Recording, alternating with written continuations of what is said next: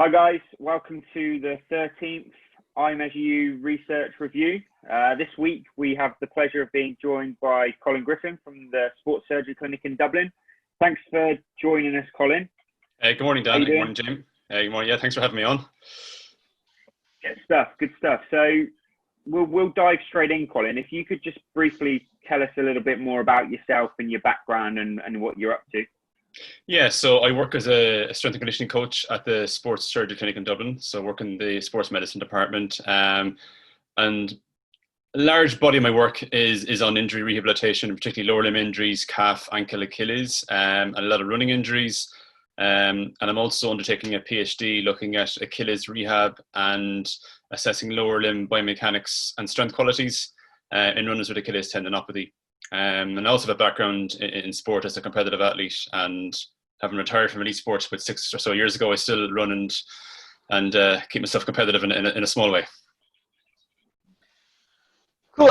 Colin, so let's touch on that research a bit. What are some of the objectives of that research that you're really diving into that? You've got quite a bit of research going on. So dive into maybe the part that's interesting you the most. What are the objectives of that?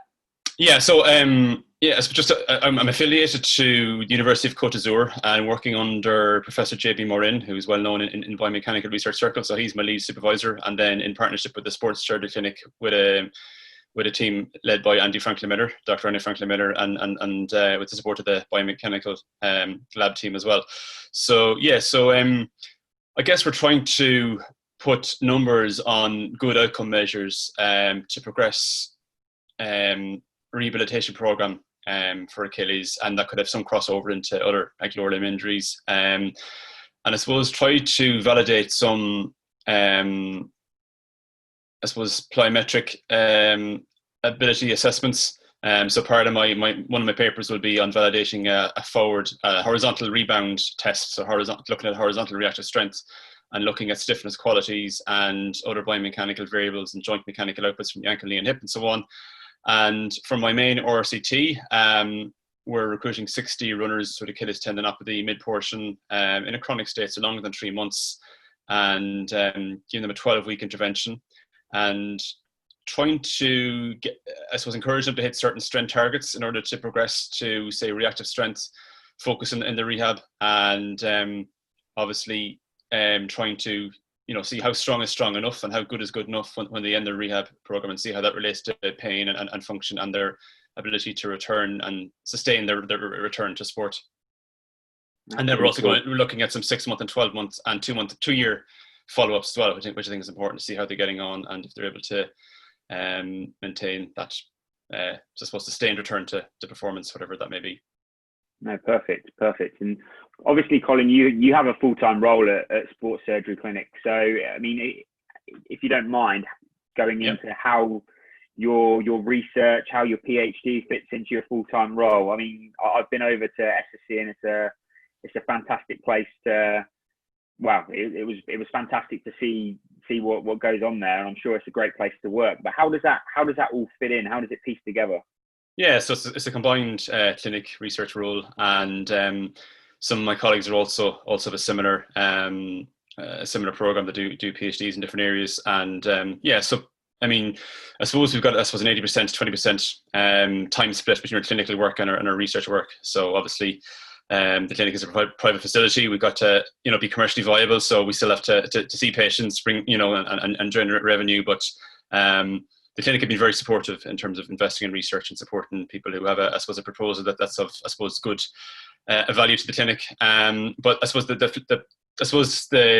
challenge is time. There's a lot of things you'd like to be able to do and that you could do if you're working in a full-time university environment. But the good part of that is that we've easy access to recruiting suitable subjects, and we have the support of the biomechanical team and other, I suppose, expert help that we might need as we go along. So it works out very well. And I suppose it's a good working environment, and that there's probably 5 or 6 active research projects, PhD projects ongoing at the moment, and some of my colleagues like Dr. Enda King and Dr. Neil Welch, who I can call them doctor now, have successfully completed their projects, their PhD programs, and there's probably 2 more who are due to finish theirs this autumn. So it's starting to starting to, I suppose, yeah, you can see that the full cycle of when they started and completing their projects. And I suppose I'm kind of midways or a little, maybe 2/3 of the way through my journey. So I suppose I can observe and learn from others, and I suppose take their advice on board as well, which is valuable. That's great. Colin, and I mean, the Achilles, those Achilles studies are really fascinating. I mean, it's a huge issue. Yeah. Which you've obviously identified. And what have you found so far? You know, how far are you into that research? Have you found anything interesting, even anecdotally, just, with where you are at the minute? Yeah, so my main RCT study, we just started that in January, and obviously we had to pause our recruitment from March onwards until 3 weeks ago, really, when our COVID restrictions lifted. So I suppose the early days yet, but we pretty much assessed the patient at the start before we randomized them into our intervention groups, into our training groups. So one group will follow our protocol, and the control group will follow Silbernagel's a protocol, which again is a similar, I suppose, combined exercise modality program with good outcomes and supported by research. So it was a good, I suppose, comparative program to use as our control. And while their progression, I suppose, is guided by pain, and they're not very specific on their load targets. We're very specific on trying to achieve X% of body weight. A calf strength of a certain percentage of body weight when you scale to relative strength, and to assess the reactive strength quality as well. So, and also look at lower limb running biomechanics. So there's very little. I don't think there's been any studies out there, from what I've seen, that have had a comprehensive assessment of lower limb biomechanical qualities, plantar flexor strength, and reactive strength qualities all in one. I mean, a lot of studies have assessed, I suppose, one quality, which is fine, but I suppose we're trying to do a really comprehensive approach here, and I suppose get a good profile for the athlete and use that information then to guide their rehab. So some people might come in, they may have good calf strength, and they may not be as sensitive, and we can probably progress them into plyometric type programs fairly early on. Others, we may need to develop calf strength and address any deficits we might see first before we progress them to our plyometrics. So we've tried to individualize it, make it criteria based, and it'll be interesting to see what comes out of it, and particularly there after 6 months and 12 months and 2-year follow-ups. That's fascinating. And in terms of your hopes for the applications of your research, Colin, what is the ultimate objective? Where do you see your work going? Yeah, I mean, as we know that injuries and performance is very complex area, and you've got to think broadly and deeply about certain things. And as traditionally in tendon research, and we've probably seen it in hamstrings, certain groups tend to get married to one particular protocol, whether it's eccentrics or isometrics. But it's only one tool in quite a large toolbox. So we got to, I suppose, see what tool best fits the task in hand. What's the biggest priority? Work on that, but also have a multifaceted approach to rehab that we're addressing all qualities. And some priorities may differ from athlete to athlete on an individual level. But the ultimate goal is see what is the limiting factor to stop them performing in their sport, what is causing their pain, and what's the best way that we can go about addressing that. Try to do something that's applicable to the real world in a sporting environment, at all levels, like from, I suppose, competitive elite level, to recreational sport level. And again, our participant cohort will be quite mixed, in terms of their sporting backgrounds. Great. Colin, I'm going to go a little bit left field here, just because it's something did I hear correctly at the start of the call that you played elite sport a few years ago? Yeah. So I was a race walker, competed internationally, got to 2 Olympic Games. So I had a good long career in elite sport. Had many challenges, a lot of injuries early in my career, a lot of biomechanical issues late on in my career, and I suppose I was always trying to problem solve, and that probably, I suppose, ignited my passion in terms of the role I do now, and trying to find solutions to different movement problems and that present in front of me. So after the London Olympics, I retired about a year afterwards in 2013, and still, I suppose, I run now to try and keep fit, and I try to set myself a target of 1 or 2 marathons a year, which has been working quite well. But if maybe half the hours of training that I would have done as an elite athlete, where I was fortunate to be full time for all those years. What's your PB, Colin? For which? For which race, walking or running? My marathon PB is 2:23 flat. 2:23.00. When I crossed the line, I thought it was just under 2:23. So when I got the official time, I was a little bit disappointed, but that's quick. Quick's one word for it, isn't it? Could have been an Olympic marathon runner as well.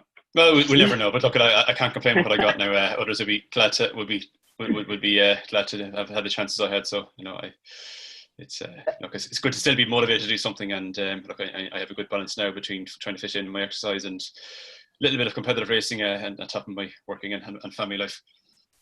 That's fantastic.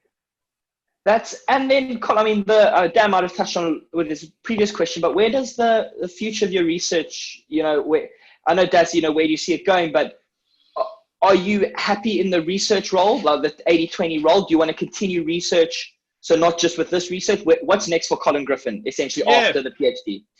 No, I like the balance I have. I mean, I like the frontline work. I like just being out there working with athletes and coaches, trying to find solutions to different problems and challenges that present. I love that. I like working with my colleagues and in a wider multidisciplinary team environment. But I also like the research work too, because that's where we try to, I suppose, our frontline work, I suppose, that's where we generate our questions, see the gaps there, and then I suppose the research work, then we're able to try and hopefully address some of those gaps. We won't answer every question, but hopefully we generate, I suppose, broader and deeper conversations. And yeah, look, I'd like to continue in my research role. Even when my PhD is complete, I'd still like to continue doing some research work in an applied setting, but also I enjoy the clinical work. And I'd like at some stage in the future to maybe have a role again in professional sport in some capacity. But again, I'm in no great rush yet. There's a lot of unfinished business I want to get done over the next few years. When are you due to complete your PhD, Colin? When do you hope? I'm hoping that if I get through my 60 participants in my RCT, that we'll be able to finish our main data collection. Hopefully around next summer, maybe April, May time, but it depends. And if I do, and I write up my thesis, thankfully our requirements are not as demanding as say in Ireland or the UK. So because I'm registered to a French university, so I have to have 2 published or publishable papers as lead author. So I've 1 almost complete. And during lockdown, we actually went ahead and prepared and submitted a protocol paper, which we'll hopefully get accepted to and have, I suppose, a pre-registered peer-reviewed paper. So at least then our methodology has been peer-reviewed, and hopefully that gives us a good chance of a good publication whenever we complete our data and our follow-ups. So it means I can still, I suppose, submit my thesis next year, hopefully, graduate autumn 2021. But again, we just got to see how the next 6 months pan out. Great stuff. Jaime, any more questions from you? No, nothing for me. I might have a Google search on Colin Griffin race walking straight after this call. But no, nothing from me. Don't believe everything you read. No, fascinating. Well, thanks, Colin. No, it's great. Thank you for your time, Colin. Thank you for joining us. If people are interested in learning a little bit more about the work you're doing or about Sports Surgery Clinic, where are they best heading to? So I suppose I am, and the clinic is fairly active in social media. So my own personal Twitter is @Colin Griffin, and then the Sports Surgery Clinic, Sports Medicine Department's Twitter handle is @SSC Sports Medicine. And then our website is sportssurgeryclinic.com. And you also find us on Instagram as well. So there's plenty of platforms to find us. And hopefully we put out good content. Good stuff. Well, thanks again for joining us. And thanks, guys, for tuning in. We'll catch you next time. But until then, take care. Speak to you soon.